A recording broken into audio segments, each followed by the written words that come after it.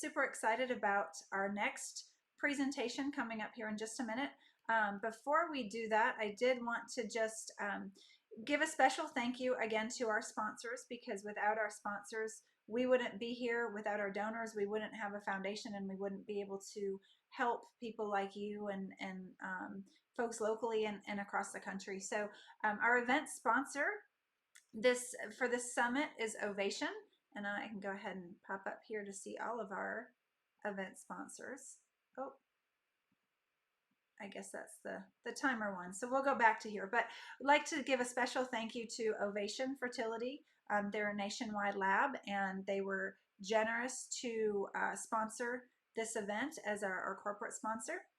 And we'll be highlighting some of our other sponsors throughout the rest of the day, and just thanking them for what they provide to the community, as well as the support for us as a foundation.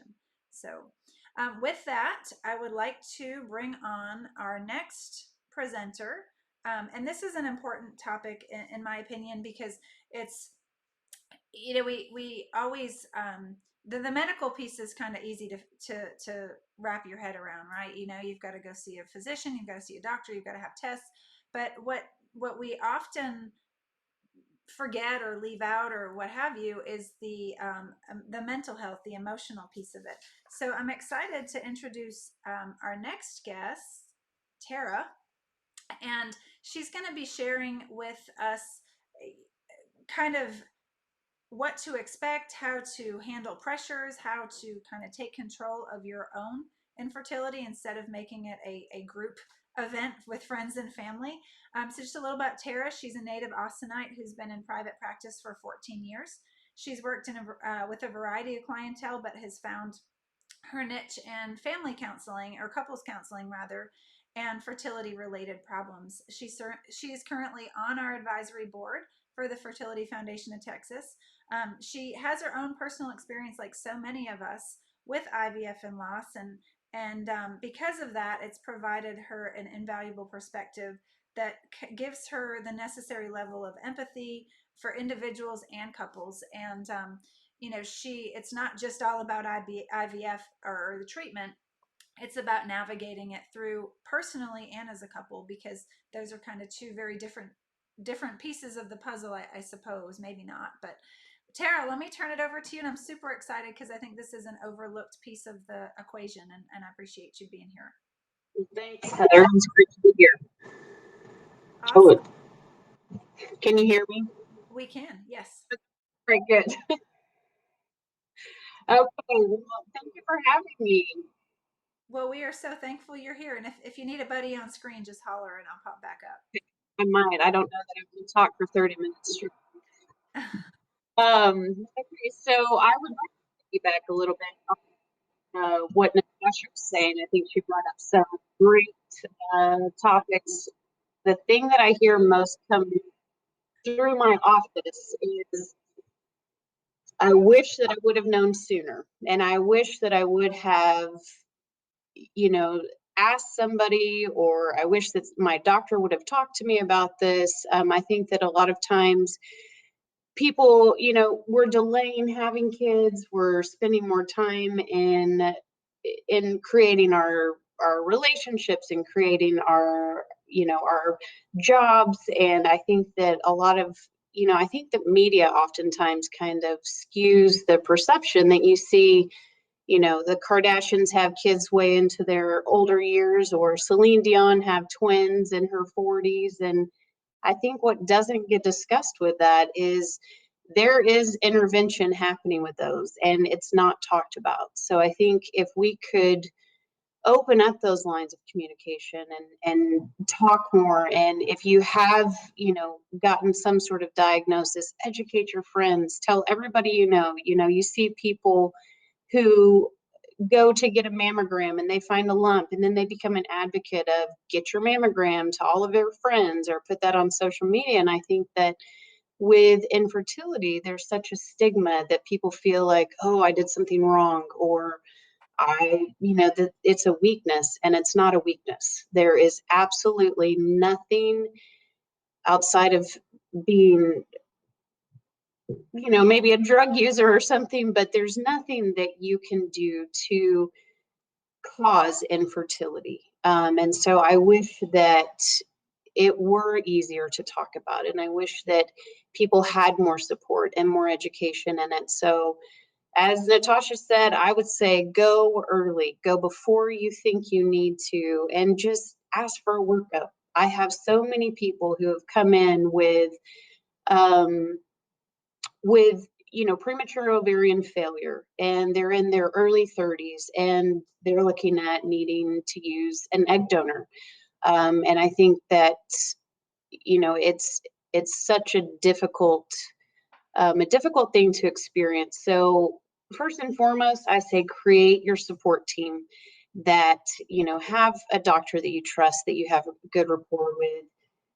You have friends and family. Once What I'm going to talk about is that once you're diagnosed with infertility, here are some tips to kind of help get you through. So know your support team, know what hat they wear. You're going to have a friend who's wonderful at distracting you and like, let's go do something crazy and fun, but they're the last person that you would want to ask for something, some sort of validation or some sort of supportive statement, because they might give you the deer in the headlights of, oh no, I don't do that. So I think that it's just important to know what your family strengths are, what your friends' strengths are, and lean into those strengths versus kind of trying to approach it with a one size fits all, that it's expected that every friend or family member knows how to do all of the different things, because inevitably it causes a lot of frustration, a lot of hurt feelings, and well-intentioned people will disappoint you and they will say hurtful things. What I hear a lot is, oh, if you just stop worrying about it, it will happen. Or, oh, if you just relax. And none of that is helpful. And I think that kind of takes me to my next point of know who you want to tell, decide who you want to tell. And if you're doing it with a partner, make sure that you're on the same page, because I guarantee you, if your spouse tells, his or her mom and you're not ready for that, it's going to cause some issues. So make sure that you decide that ahead of time. And one thing that I see a lot of people come through with is, well, we would have decided to do it differently if we had it to do again. And I think that when you first start treatment, you think, okay, this is like the golden ticket, and ideal it is. Statistically, it's got great statistics with in vitro, but it's not the end all be all sometimes. And sometimes you have to do it more than once, and sometimes you have to do more than one frozen embryo transfer.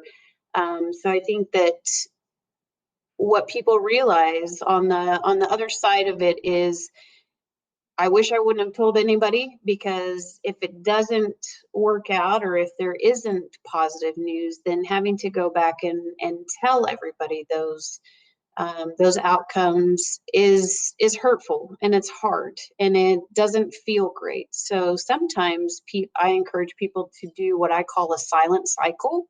If you're doing it with a partner, it's something that you can have special between the two of you. And it's something that, you kind of protect and keep more private, in the hopes of you getting to manage your own emotions, manage your own cycle, without having to manage anybody else's emotions or reactions about what you're going through. I think that sometimes people feel pressure from parents to make them grandparents, or pressure to join in the friend group that's all having babies at the same time. And so I think if you can try to limit as much pressure as possible, it's a seems to work well. um, I, keeping your relationship strong, if you're doing it with a partner, is really important, because I think that treatment and fertility can overtake the conversation and can dominate, which is why I say get a therapist and take some, relieve your partner of some of the pressure, and just diversifying your emotional support portfolio is key, in my opinion. I think that um, as this is stereotypical, but predominantly as women, we can ruminate on infertility a lot. We can talk about it a lot. And I think that it's important to know that partners don't always manage it the same.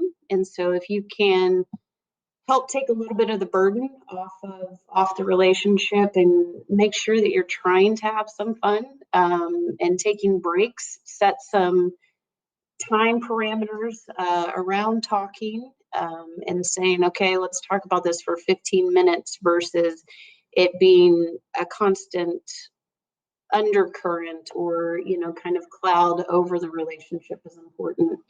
Maintaining intimacy is often recommended, although it's easier said than done. Sometimes I think partners feel a little bit like circus animals of like, hey, I'm ovulating, like, let's go. And that might not be the most arousing thing they've ever heard. So I think that trying to also, integrate intimacy when it's not an ovulation time is highly recommended, so you can keep some of that fun and connection with your partner. I think that one of the biggest things that I can recommend is allow yourself to have emotions and allow yourself to be angry. Allow yourself to be angry at your sister-in-law who is pregnant the first time she tried and already has children, and you don't appreciate the way that she's raising them to begin with. So I think that letting ourselves feel those things and not feeling like a bad person is so important. It's so important that you're able to feel those things, hold them and respect them, and go outside and scream about them, and not shame yourself or not judge yourself for having reactions or having feelings. I think that one thing that I think is super successful with a lot of my clients is taking some social media breaks. Inevitably, there's this phenomenon called Bader-Meinhof, where let's say you get a new car and then all of a sudden you're like, every person has this car, or you're going through infertility and you're like, every single person around me is pregnant. They're not actually, but it sure feels like that because you have a heightened awareness to it. So, limiting triggers where you can, controlling your environment where you can. I think with infertility, it feels so out of control. And I think when you're successful and you're smart and, you've learned in your life that you can work hard enough to achieve anything you want to achieve if you set your mind to it and if you work really hard, that getting pregnant is not one of those things. It's not one of those things that you can force. It's not one of those things that is a weakness or is something that you didn't work hard enough at. So I think that's one of the biggest things to make peace with, is that you can only do as best as you can do, and you can't do anything more. And you can work with great doctors and you can pursue treatment. Um, but knowing that there are limitations to what you can force and what you can control, I think is important, so you don't end up blaming yourself or you don't end up blaming your partner. um, I think that infertility is just the ultimate loss of control, and it's something that you so desperately want, and it's a puzzle piece that nothing else will fit. If you want to have a baby, not a new car, not a new job, not a new house, there is no other puzzle piece that fits it. So I think that, recognizing that and continuing on your path, that you might have to go from conceiving naturally, that's not working, to doing an IUI, which that first step feels so huge and feels so disappointing. With every step into treatment, IUI, intrauterine insemination, IVF that you heard about, IVF with an egg donor, um, having a gestational carrier, there is always a next, well, not always, but most of the time there is a next step. And I think that having that knowledge that there is something that you can do next to keep trying, if that puzzle piece hasn't been fit, if you haven't gotten pregnant yet, it's important to just keep putting one step in front of the other. I think that I've been asked, how do you know when to take a break? Question is, people ask that, but it's if you take a break, then you're not getting a step closer to the ultimate goal that you're wanting. So I think that trying to, take it step by step and trying to just keep trudging along it seems to work better for people. Obviously, like I said, get a therapist, talk through things. But I think that it's important to decide what your end goal, decide what your limits. I get asked all the time, how do you know when to stop? And there's not an easy explanation. There's an easy thing that I see happen in my office where people come in and, let's say they're doing IVF and they have a low AMH, like Natasha was talking about, which means their ovarian reserve is diminished. And really the only option that they're being presented with now is, let's say, using an egg donor.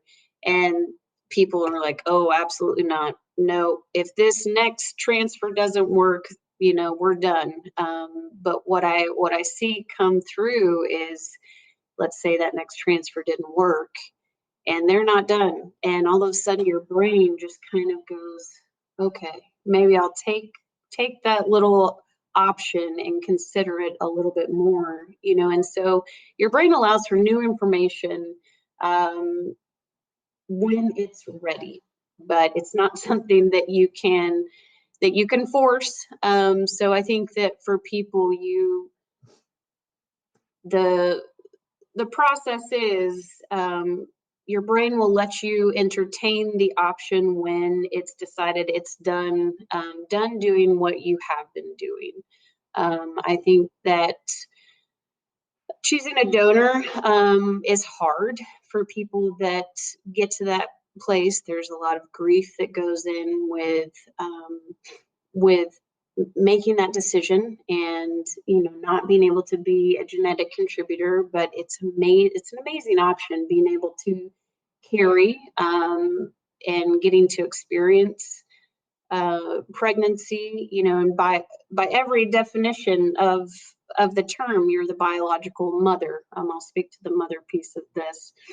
And I think that people will come in and ask, well, how do you choose a donor? And I see a little bit of obsession over, creating it's like weird science, like creating the perfect baby. There is no perfect baby. They are going to cry. They are going to have some drawbacks, and it has nothing to do with genetics. So remembering that it's just a cell. It's an egg. It's a sperm. It's a simple blueprint. You are going to create the house, and remembering that piece, I think, relieves a little bit of the pressure.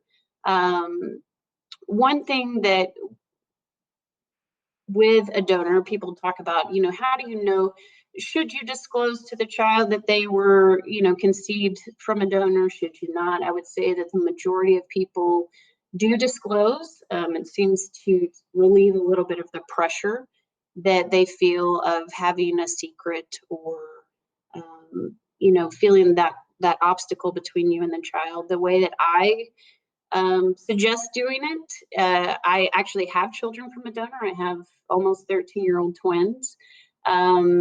I took them to go donate blood with me when they were about 5. I planted some seeds around 2 to 3 of oh, it took a lot to get you here. I had to go to the doctor a lot.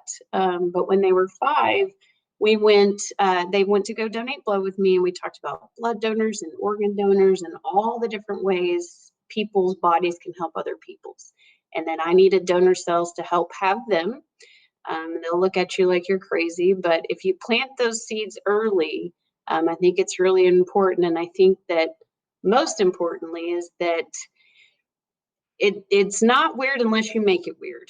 And I think if you make it no big deal, then the kids take it as no big deal. Like, it's just a cell. It's nothing more than that. And you just have to not react with shame or embarrassment when it gets brought up at a very inopportune time. I'll never forget being in HEB, and I'm getting eggs, and one of my girls at I think about 5 or 6 was like, "Oh, eggs or chickens are egg donors too, Mom, just like we had a donor." And they said it so loudly, and I was like, "Yes, yes, we are very grateful for chicken donors."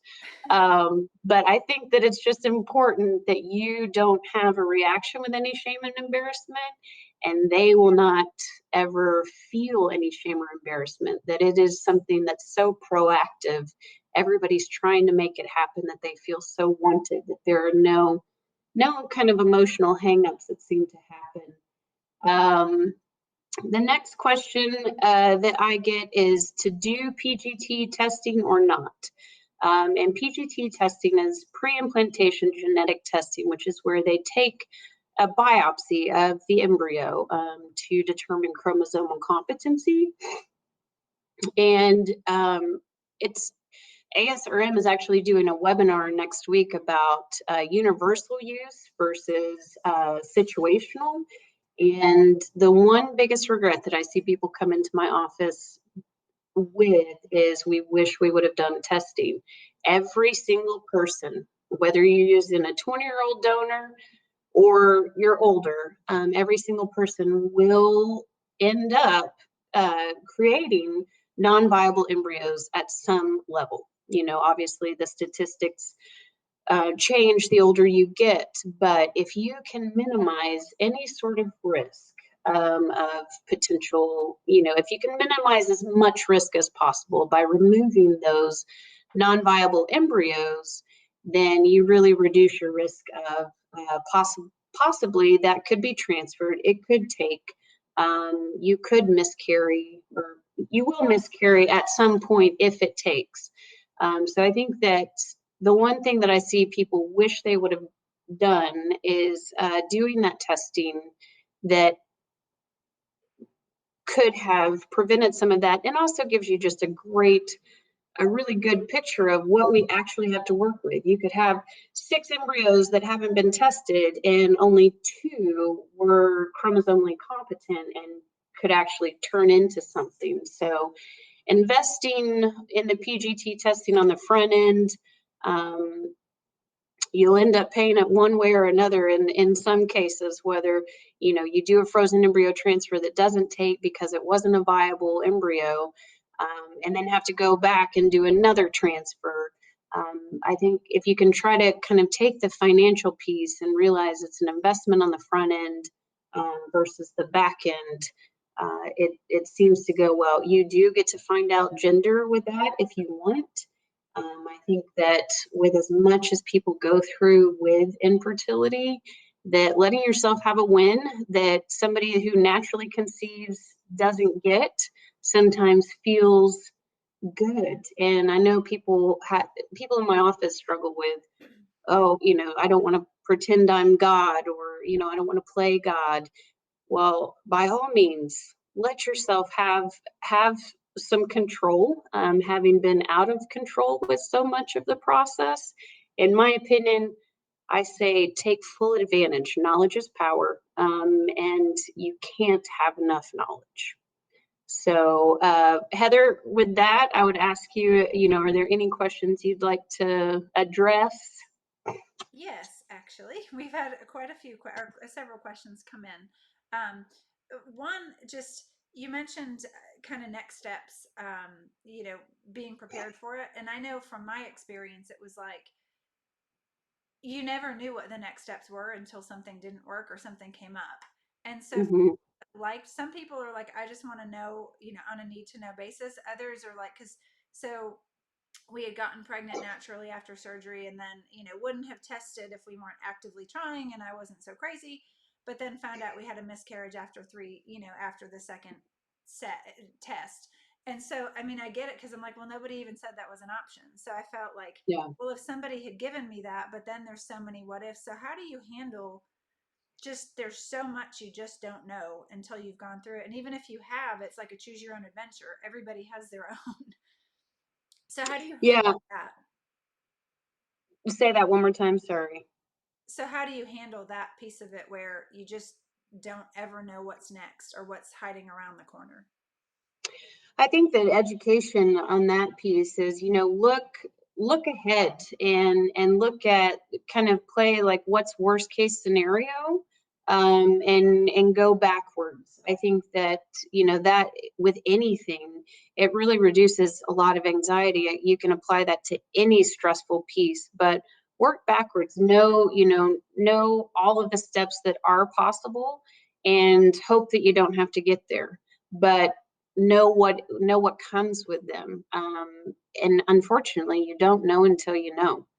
And so I think that the more education, the more educated you are as a patient, the better your experience will be. Awesome. And now, what about, this happens, so many people are trying, whether they're, going through treatments or not at this particular point. And then friends are like, so are you guys going to have kids? When are you going to have kids? Are you trying? Well, how do you handle that? Because, I mean, you probably shouldn't reach across the table and say, Outside of telling them to shut up, that's that doesn't seem to go over quite as well. My suggestion with this, and I appreciate sarcasm, appreciate humor, is that, I'd be like, oh, I guess we just haven't figured out how it works. We've been trying, but apparently it's not working. Or, well, do you know where I can find a baby? It's like kind of offhanded comments that put somebody in their place a little bit of like, that's a dumb question. You shouldn't probably ask people that, because you would have no idea what their story is. But also, can kind of relieve a little bit of your anxiety with not being like, oh, well, something's not working. Not having to disclose too much, but also saying like, yeah, we've been working on it. It's not working. to politely, tell them to stop asking. Just shut up. Yes. So another question came in, and it's how can I mentally prepare myself? You could essentially fill in the blank, but the specific question is, how can I mentally prepare myself for an IVF with low AMH? Oh, that's hard. That's really hard. I think, trying to stay grounded, and it's ideal if you can have a Hail Mary, and, have a great outcome. But being mindful of statistics, I think, is so important, and trying to keep your expectations in line with those. Um, and I would say, going into it, hoping for the best, but also knowing what a realistic picture is, and knowing what the next step is if it doesn't work. Good advice, and I think that goes along with all of it, right? When we were going through, we would always talk to the doctor, like, I get it only takes one and all that, but what are the statistics here? And then, being myself, I would go marinate on them and probably make myself crazier. But it is important because, especially if you tell people, well wishers are the first is, well, it just takes one, stay positive, and you're just like, mm. So good advice. Yeah, it just takes once. But if you're at if let's say you're at a 4%, 4 people out of 100, you hope that you're going to be one of those four. It's not likely. And I think just really trying to be mindful of that, and aligning your expectations. Perfect. And now we have one more question, and that's, I think this is a great one also. As a friend to those who are seeking pregnancy and fertility treatments, but also thinking about seeking pregnancy herself soon. What is some advice that you have on balancing love and support for them and having love and support for your own journey as well, given that it all can be emotionally taxing? That is a wonderful question. I appreciate that being asked. I think that it's a sensitive topic. I think that communication is key. I think that respecting, some boundaries as far as like if friend A who is going through infertility needs a little bit of time or needs some space, knowing that it's not personal. This is related to something that's hurting in them, and it's not that they can't or won't be happy for you. It's just really hard to hold that kind of dichotomous thinking. But I think as this, the support person that's not going through infertility, that is coming up on attempting to get pregnant, um, just making sure that the friendship is not only about that, finding other things to talk about that are not part of let's say she gets pregnant, that are not part of the pregnancy, that, asking the person with infertility, how can I best support you while I'm in this, while I'm pregnant? What do you need? And trying to let them kind of coach you on the support aspect. That's great advice. Well, Tara, you've given a lot of kind of useful, actionable things and things to think about. So we appreciate that. Before we wrap up with you, two things. Is there anything you want to leave folks with, number one? And number two, I don't know if you do any kind of virtual counseling or if you're just local, but let's tell folks how they can find you as well. Yeah, so I can do virtual. I mean, in person's always my favorite, because I think that, as we've experienced over this last year, there's been a little bit of humanity lost over the screen. But definitely I have, you can find me on my website, tarajoynerlpc.com. Um, I think what I'd leave people with is, start early, know where you stand, get your numbers run, and get the information before you actually need it. That's great advice.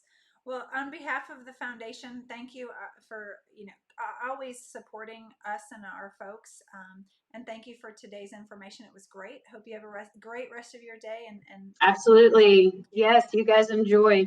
all right, bye bye. Bye.